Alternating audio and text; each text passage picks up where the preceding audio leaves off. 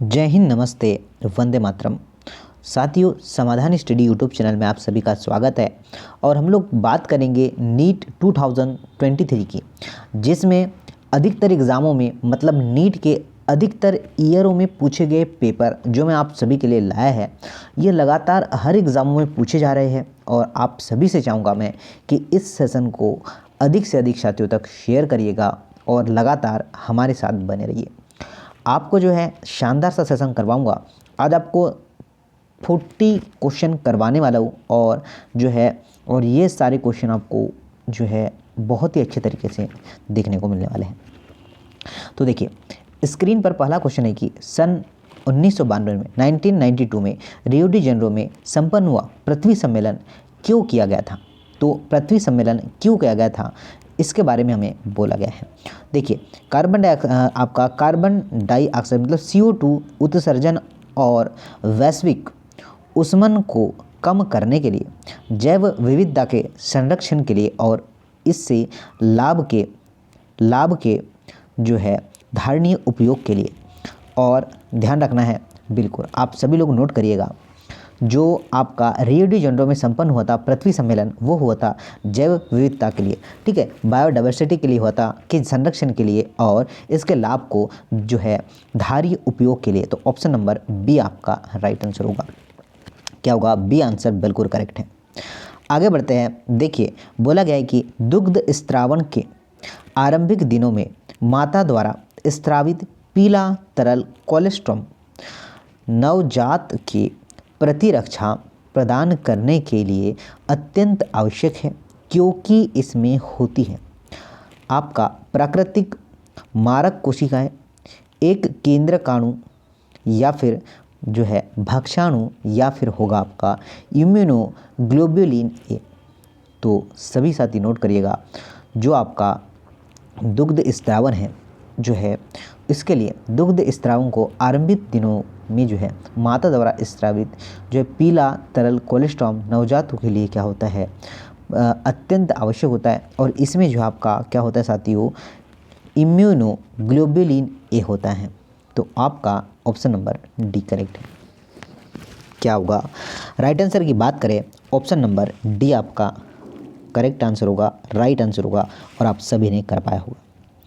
आगे देखिएगा, next question की बात करें। बोला गया है कि अधिकतम शुष्क मौसम में घास की पत्तियां अंदर की ओर मुड़ जाती हैं। निम्नलिखित में से इसके सबसे उपयुक्त कारण का चयन आपको करना है कि उपयुक्त कारण कौन सा होगा।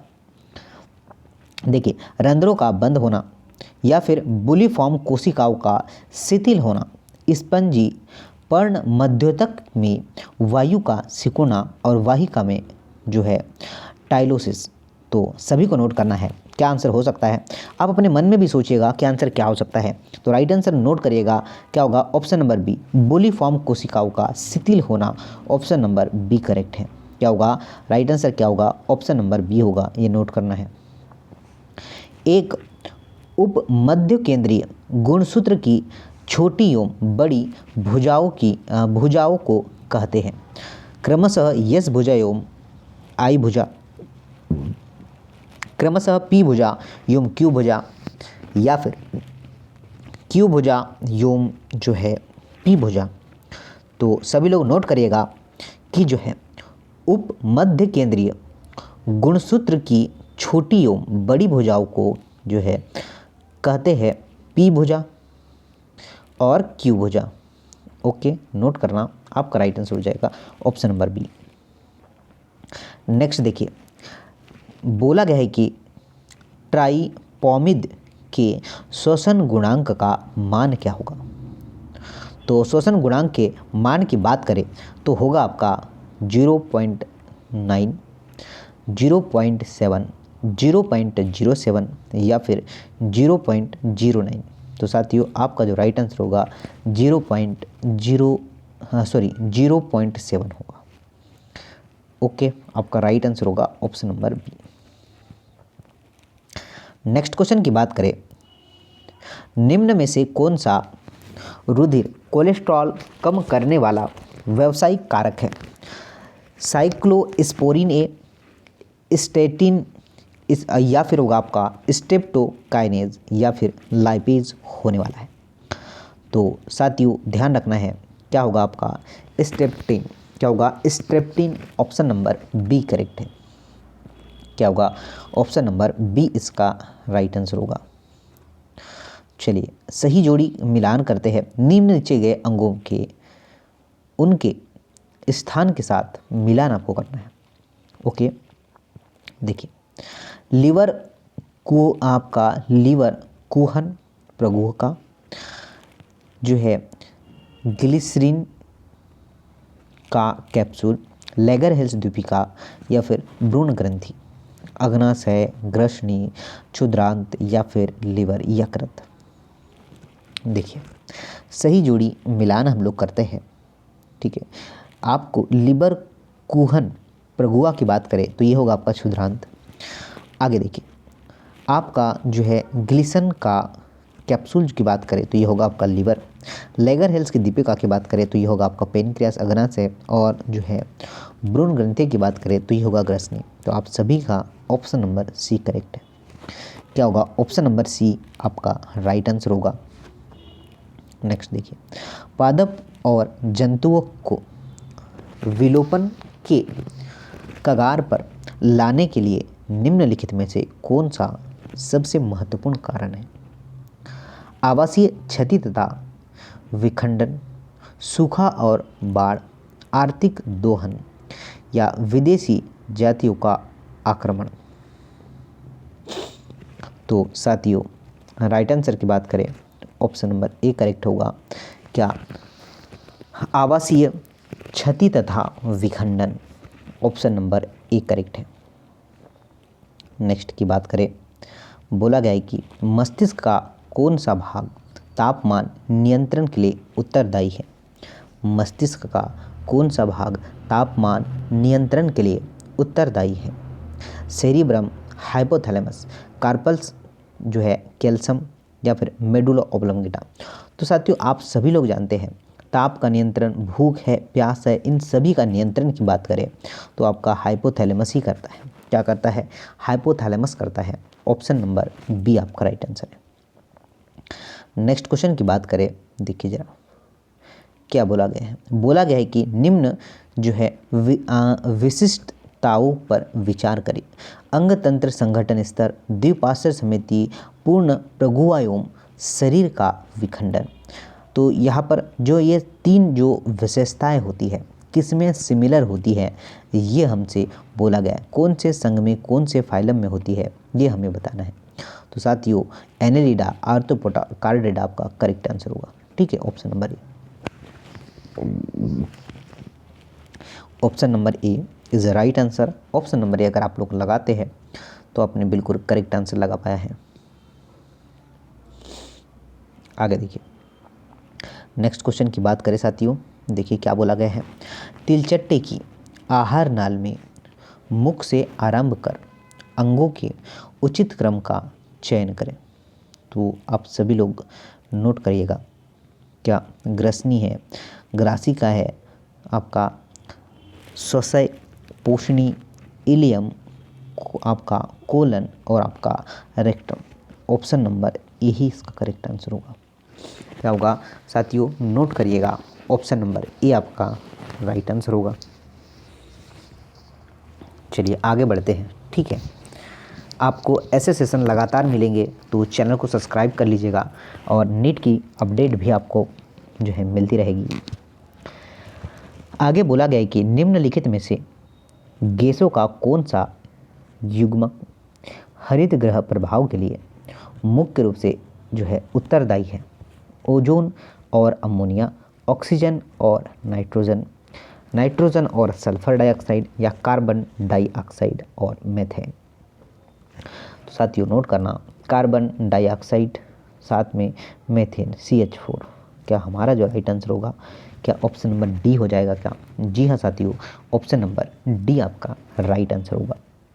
चलिए आगे बढ़ते हैं, जरा ध्यान दीजिएगा। निम्नलिखित में से कौन सा पेशीय विकार जो है वंशागत है? निम्नलिखित में से कौन सा पेशीय विकार वंशागत है? आपका ऑप्शन नंबर ए की बात करें तो ये होगा आपका अपतानिका। बी की बात करें पेशीय जो है दुष्पोषण। सी की बात करें जो है माइथेनिया ग्रेविस। और डी की बात करें तो बेटुलिज्म। तो साथियों आप सभी के राइट आंसर की बात करें तो आप सभी को नोट करना है ऑप्शन नंबर बी क्या होगा, पेशीय जो है सदूषण। ऑप्शन नंबर बी करेक्ट है। क्या होगा, B is the right answer. आगे बढ़ते हैं, ध्यान दीजिएगा। नेक्स्ट क्वेश्चन की बात करें, पक्षामधारी उपकला कोशिकाएं कणों अथवा श्लेष्मा को एक विशेष दिशा में संचालित करने के लिए जरूरी होती है। मानव में ये कोशिकाएं उपस्थित होती है आपका पित्त वाहिनियों, श्वसनिकाओं में, डिंब वाहिनियों, अंग आपका अग्नाशयी वाहिनियों में। ये फिर के बाद सी की बात करें तो आपका स्टेकियन नलिकायों लार वाहिनी में, या श्वसन नलिकायों आपका डिंब वाहिनियों में। तो राइट आंसर की बात करें तो आपका राइट आंसर हो जाएगा ऑप्शन नंबर डी, श्वसनिकाओं एवं डिंब वाहिनियों में। क्या होगा, डी आंसर करेक्ट है।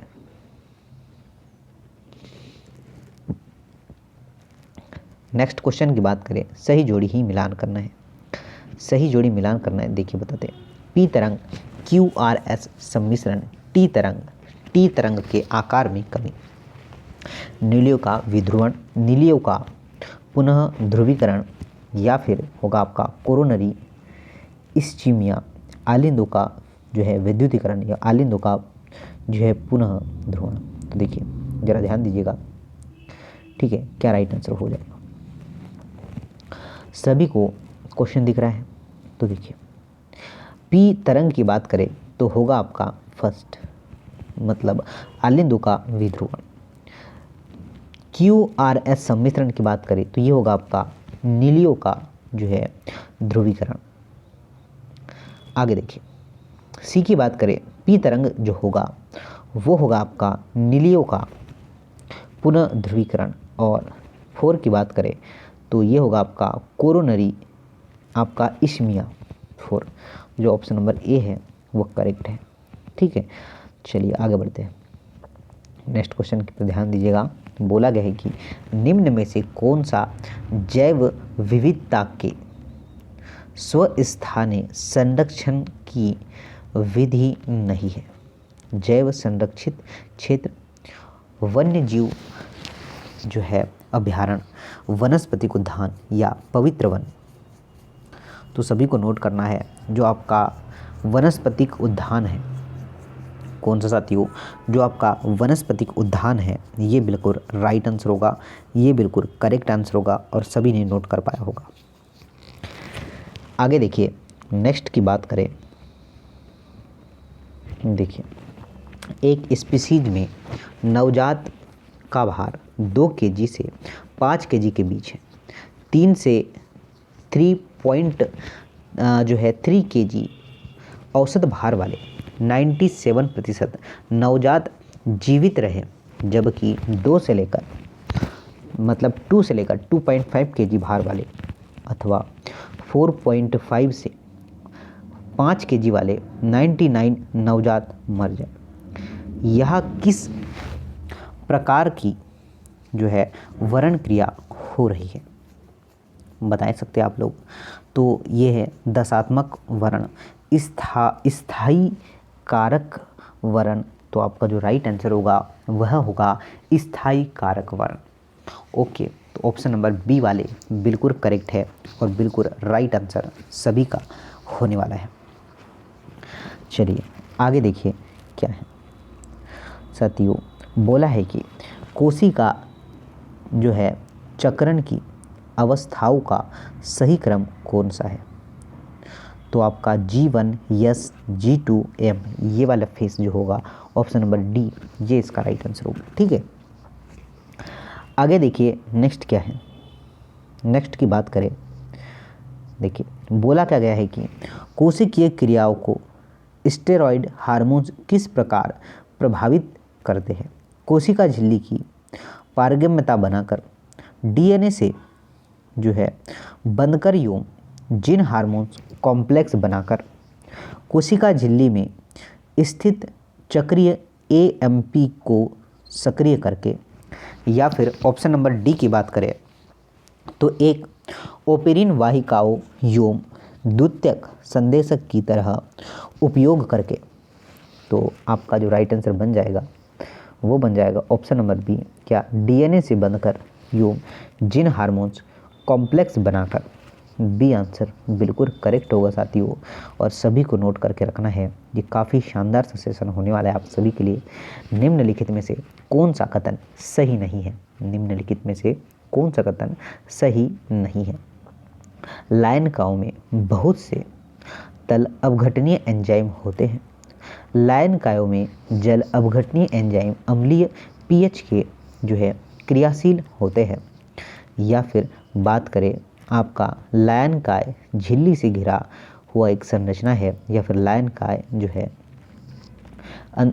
अंतःद्रव्यीय जालिका में समवेष्टन प्रक्रिया द्वारा बनते हैं। तो आपका जो राइट आंसर बन जाएगा साथियों डी आंसर बन जाएगा, क्या लायनकाय अंतःद्रव्यीय जालिका में समवेष्टन क्रिया जो है समवेष्टन प्रक्रिया द्वारा बनते हैं। डी आंसर बिल्कुल करेक्ट है। नेक्स्ट क्वेश्चन की बात करें, बोला क्या गया है? बोला है कि पुष्पी पादपों में निषेचन के पश्चात विकास के विषय में निम्नलिखित में से कौन सा कथन गलत है? तो यहाँ पर एक कथन गलत है, बाकी सारे सही है। तो देखिए मैं सही पर आपको बताता हूँ, गलत आपको पता ही चल जाएगा। अंडाशय फल में विकसित होता है। जी हाँ साथियों। युग्मजन भ्रूण में विकसित होता है। जी हाँ साथियों। केंद्रीय कोशिका भ्रूणपोष में विकसित होती है। जी हाँ साथियों। तो बचा है ऑप्शन नंबर डी, तो ये तो ऑब्वियसली रॉन्ग ही होगा। तो ऑप्शन नंबर डी क्या है? रॉन्ग है। आगे बढ़े, बताइए आगे बढ़ते हैं। देखिए ध्यान दीजिएगा,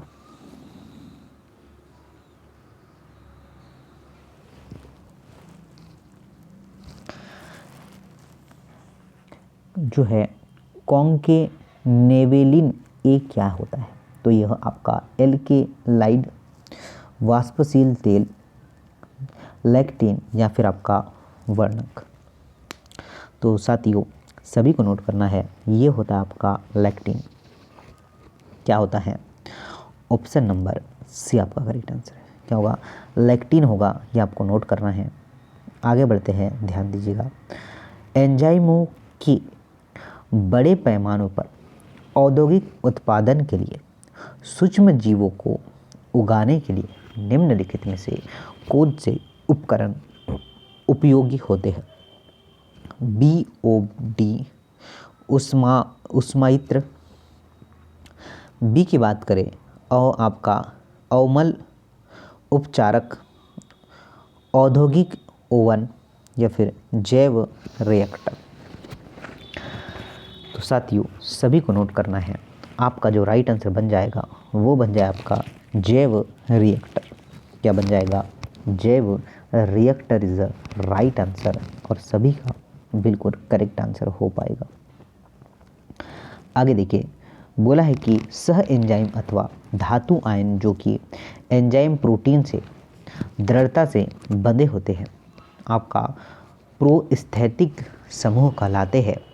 और बी की बात करें तो एक प्रोस्थेटिक समूह में बंधा पूर्ण उत्प्रेरक सक्रिय एंजाइम एपो एंजाइम कहलाता है।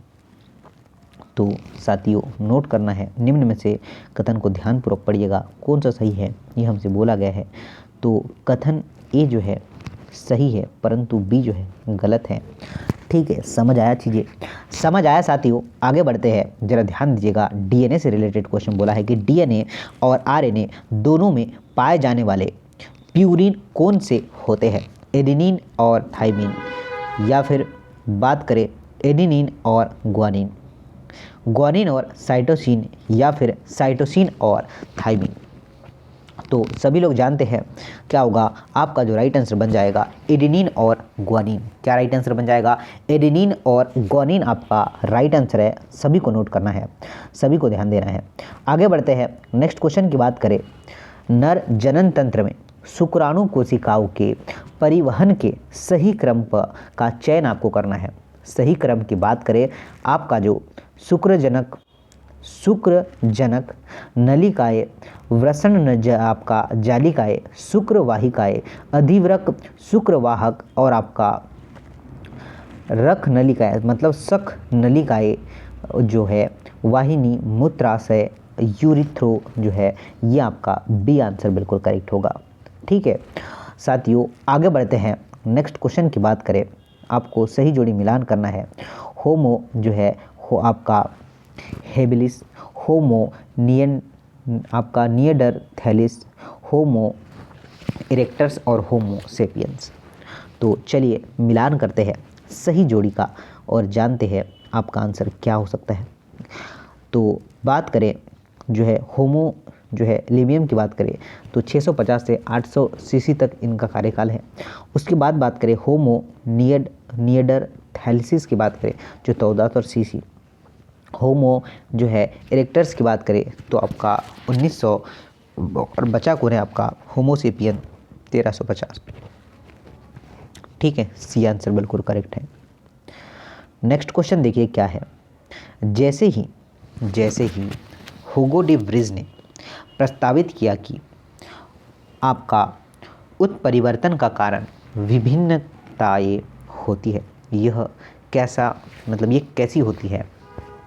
तो देखिए पहले ऑप्शन की बात करें, यह यादृच्छिक और दिशात्मक, यादृच्छिक और जो है दिशा रहित, छोटी और दिशा आपका दिशात्मक, छोटी एवं दिशा रहित। तो साथियों आपका जो राइट आंसर बन जाएगा वो बन जाएगा ऑप्शन नंबर बी, यादृच्छिक और दिशा रहित। ऑप्शन नंबर बी करेक्ट है। क्या होगा, option number B is right answer, B is right answer. निम्नलिखित मतलब निम्न कोशिकांगों के युग्मन में किस में डीएनए नहीं होता है। सूत्रकणिका एवं लायनकाय, कोलेरोप्लास्ट एवं रसधानी, लायनकाय एवं रसधानी, केंद्रक आवरण एवं सूत्रकणिका। तो साथियों नोट करना, लायनकाय एवं जो है रसधानियाँ, ऑप्शन नंबर सी करेक्ट है। वायु द्वारा उत्पन्न एलर्जन एवं प्रदूषकों के कारण नगरीय स्थानों में काफ़ी व्यक्ति जो है श्वसनीय विकार जो कि आपका घरघराहट उत्पन्न करते हैं, इससे जो है पीड़ित है। क्योंकि तो आपको ध्यान रखना है कि जो है नासिका गुहा में श्लेष्मा स्तर की मामूली वृद्धि या फिर श्वसनीय एवं श्वास नलिकाओं का इन्फेक्शन। जी हाँ साथियों, बी आंसर बिल्कुल करेक्ट है। क्या होगा, बी आंसर बिल्कुल करेक्ट है, ये नोट करके रखना है। आगे देखिए, अनुचित कथन मतलब अनुचित कथन कौन सा है यह हमें बताना है। देखिए अनुचित कथन कौन सा है। नर फल मक्खी विषम युग्मी होते हैं,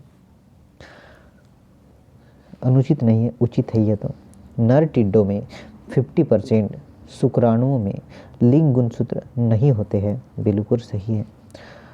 पालतू जो है मुर्गों में संतति का लिंग शुक्राणु की प्रकार पर निर्भर करता है, ना कि अंडाणुओं पर, ये गलत है साथियों। ठीक है, अनुचित है और डी भी बिल्कुल उचित होगा। फिर देखिए जैव अणुओं के लिए कि जैव अणु के एक मिश्रण में किसे उपचार करके डीएनए अवक्षेपण को प्राप्त किया जा सकता है। तो डीएनए अवक्षेपण को जो है शिथित इथिलाल से, ऑप्शन नंबर बी करेक्ट है। क्या होगा, बी आंसर आपका राइट आंसर होगा, ये ध्यान रखना है। नेक्स्ट की बात करें, जैव नियंत्रण कारकों के सही विकल्प का आपको चयन करना है। तो सही विकल्प की बात करें, ट्राइकोडर्मा, बेक्यूलो वायरस, बेसिलस थुरियोजेंसिस, आपका बी करेक्ट होगा, ये आपको नोट करना है।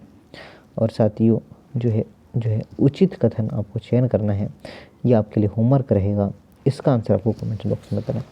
और ये क्लास आपको रेगुलरली मिलेगी, प्रतिदिन मिलेगी। तो आप सभी से चाहूँगा मैं कि आप लोग प्रतिदिन रेगुलरली क्लास को फॉलो कीजिएगा। और समाधान स्टडी आप सभी के लिए एक बेहतरीन जो है चीज़ें प्रोवाइड कर रहा है, अपडेट प्रोवाइड करता है। तो चैनल को सब्सक्राइब करिएगा।